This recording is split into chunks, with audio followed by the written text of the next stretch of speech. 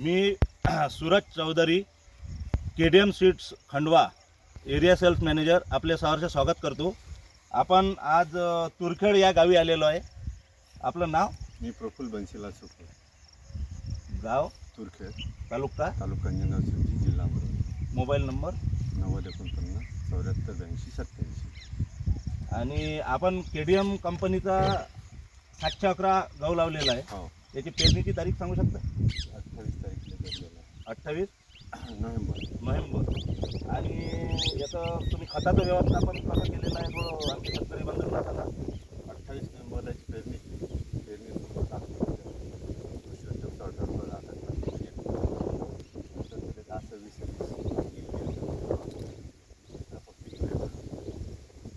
आणि फवारणी वगैरे काही? फवारणी एक वेळ तणनाशक केली होती, एक वेळ आणि आणि 45 मारलं म्हणजे गेरवा न यावं. तसा कंपनीचा गहू चांगला आहे, गेरवा त्यांचं असं काही लक्ष नाही. आणि तुम्ही किती वर्षापासून हा गहू लावत आहे? 3 वर्षाला याचं हायेस्ट यील्ड किती घेतला आहे तुम्ही?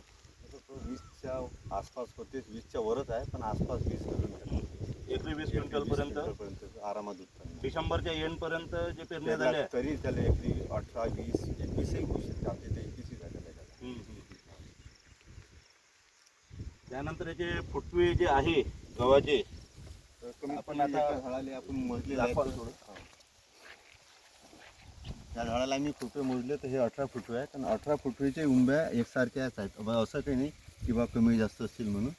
आणि फुटवीची संख्या खूप जोरदार आहे याची. तशी एकरी 40 किलोची आम्ही उन्हाळी करतो दरवर्षी. यावर्षी एकरी 40 किलोची उन्हाळी केलेली आहे, आणि माझं दरवर्षीच एकरी 40 किलो उन्हाळी करतो. आणि 3 वेळ खत देतो जास्तीत जास्त. एक वेळ तणनाशकाचा फवारा, एक वेळ साधा सुद्धा फवारा. आणि खाण्यासाठी कशी आहे पोळी वगैरे? पोळी एक नंबर, पोळीसाठी एक नंबर आहे, आणि हार्वेस्टिंगसाठी पण एक नंबर आहे. तुळशी गिशी काही हार्वेस्टरमध्ये येत नाही. आणि विशेष म्हणजे कोणतं वारं वायदन जर आलं तर पडत नाही. एक विशेषता खूपच आमच्याकडे एक विशेषता की उन्हाळ्याचं जे वारं वायदन येते त्यांना लोकवन गहू जसा पडते आमच्या इकडे. 3-4 वर्षाला आता ही व्हरायटी चालू आहे. तर आमच्या इथं 90% गहू हाच पेरतात. KDMच लावतात आमच्या इथे 711 नंबर.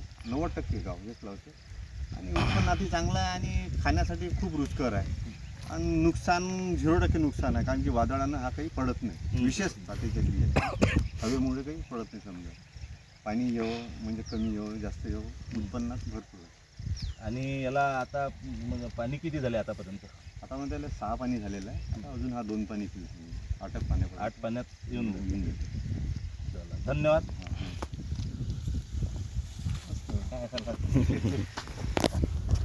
मेहनत आहे पण घ्यायची खरं.